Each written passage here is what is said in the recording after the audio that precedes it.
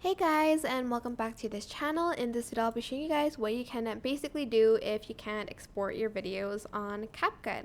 So a common mistake people will make is they accidentally press deactivate clip. Now it's actually Shift E, so it's harder to deactivate. Before it was V, so people were having a hard time, like, why is this in like a gray area? Sorry, but it was on the keybind V, but now it's in Shift E, so maybe you have it deactivated. If you do have it, just simply select activate clip again. And also it does get affected by like range and stuff like that. If you only selected, for instance, this area by clip. Okay, let me just add this one. So if I selected this only, it won't export this bit, so make sure you press cancel on that.